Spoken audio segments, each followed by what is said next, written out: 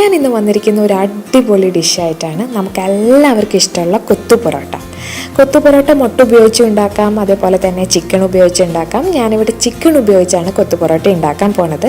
നല്ല സിമ്പിളാണ് ഉണ്ടാക്കാനായിട്ട്. നിങ്ങളെല്ലാവരും ഇത് ട്രൈ ചെയ്ത് നോക്കണം. അപ്പോൾ നമുക്കിത് എങ്ങനെ ഉണ്ടാക്കണമെന്ന് നോക്കാം. ഒരു ചട്ടി വയ്ക്കുക, അത് നന്നായി ചൂടാകുമ്പോൾ അതിലേക്ക് 2 ടേബിൾ സ്പൂൺ എണ്ണ ഒഴിച്ച് കൊടുക്കുക. എണ്ണ നന്നായിട്ട് ചൂടായി വരുമ്പോൾ 2 ടേബിൾ സ്പൂൺ ഇഞ്ചി വെളുത്തുള്ളി പേസ്റ്റ് ചേർത്ത് കൊടുക്കുക. അതായത് ഇഞ്ചും വെളുത്തുള്ളിയും ഈക്വലായിട്ട് എടുത്തിട്ട് നമുക്ക് പേസ്റ്റാക്കി എടുത്താൽ മതി. എന്നിട്ട് അതിൻ്റെ പച്ചമണം മാറുന്ന വരെ നന്നായിട്ടൊന്ന് വഴറ്റിയെടുക്കുക. ഒരു 1-2 മിനിറ്റ് മതിയാവും.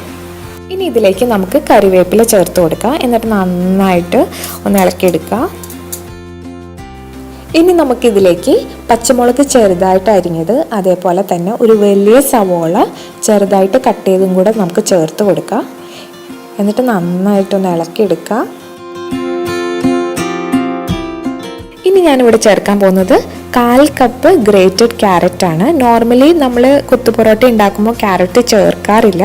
ബട്ട് ഞാൻ കുറച്ചും കൂടെ ഒന്ന് ഹെൽത്തി ആക്കാൻ വേണ്ടി ഞാനിവിടെ ഗ്രേറ്റഡ് ക്യാരറ്റ് ചേർത്തിട്ടുണ്ട്. കുട്ടികൾക്കൊക്കെ കൊടുക്കുകയാണെങ്കിൽ കുറച്ചും കൂടെ നല്ലതായിരിക്കും. കുറച്ച് ഉപ്പും കൂടെ ചേർത്ത് നമുക്കിത് നന്നായിട്ടൊന്ന് വഴറ്റിയെടുക്കാം.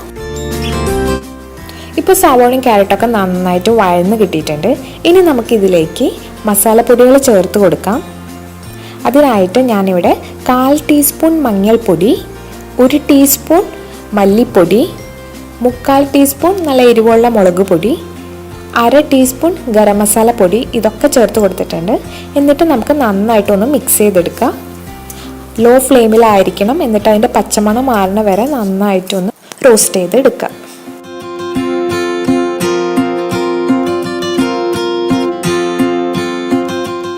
ഇപ്പം മസാലയുടെ പച്ചമണമൊക്കെ മാറിയിട്ടുണ്ട്, ഒരു ഡാർക്ക് ഷെയ്ഡ് ആയിട്ടുണ്ട്. ഇനി നമുക്ക് ഇതിലേക്ക് ഒരു വലിയ തക്കാളി അരിഞ്ഞത് ചേർത്ത് കൊടുക്കാം.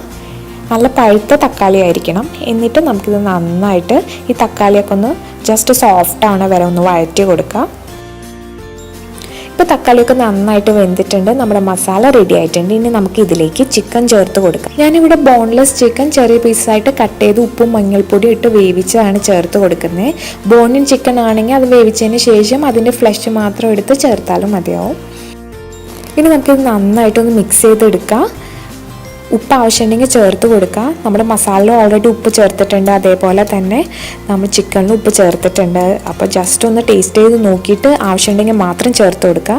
എല്ലാം മിക്സ് ചെയ്തതിന് ശേഷം ഒരു ചട്ടക ഉപയോഗിച്ച് ഇതേപോലെ നന്നായിട്ട് കൊത്തി കൊത്തി കൊടുക്കണം. നമ്മുടെ ചിക്കനും മസാലയും കൂടെ നന്നായിട്ട് കൂടി ചേരണം. വേറിട്ട് നിൽക്കാൻ ഒരിക്കലും പാടില്ല. അപ്പോൾ ഇത് ചട്ടകൊക്കെ ആണെങ്കിൽ നല്ല എളുപ്പമായിരിക്കും ഇതുപോലെ കൊത്തി കൊത്തി കൊടുക്കാനായിട്ട്. പൊറോട്ട ഇതേപോലെ ചെറിയ പീസസ് ആയിട്ട് കട്ട് ചെയ്തെടുത്തിട്ടുണ്ട്. നിങ്ങൾക്കിപ്പോൾ വീട്ടിൽ ബാക്കി വരുന്ന പൊറോട്ടയായാലും എടുക്കാം, അല്ലെങ്കിൽ പുതിയ പൊറോട്ടയാണെങ്കിൽ അതായാലും എടുക്കാം. ഇതേപോലെ ചെറിയ പീസസായിട്ട് കട്ട് ചെയ്തെടുക്കുക. വലിയ പീസസ് ആയിട്ട് വേണ്ട, ചെറുതായിരിക്കും ഏറ്റവും നല്ലത്. എന്നാലാണ് നമ്മുടെ മസാലയായിട്ട് കൂടുതൽ കൂടി ചേരുള്ളൂ. ഇപ്പോൾ നമ്മുടെ ചിക്കൻ മസാല നന്നായിട്ട് റെഡി ആയിട്ടുണ്ട്. ചിക്കനും മസാലയും എല്ലാം നന്നായിട്ട് കൂടി ചേർന്ന് കിട്ടിയിട്ടുണ്ട്. ഇനി നമുക്ക് ഇതിലേക്ക് നേരത്തെ അരിഞ്ഞു വെച്ചിരുന്ന പൊറോട്ട ചേർത്ത് കൊടുക്കാം. പൊറോട്ടയും കൂടെ ചേർത്ത് നന്നായിട്ടൊന്ന് മിക്സ് ചെയ്തെടുക്കണം. ഈ മസാല മൊത്തം നമ്മുടെ പൊറോട്ടയിലേക്ക് പിടിക്കണം. അഡീഷണൽ ആയിട്ട് വേറെ വെള്ളമൊന്നും ചേർക്കേണ്ട ആവശ്യമില്ല. നമ്മളൊരു മീഡിയം ഫ്ലെയിമിൽ ഇട്ടിട്ട് തന്നെ ഇത് നന്നായിട്ട് മിക്സ് ചെയ്തെടുക്കുക.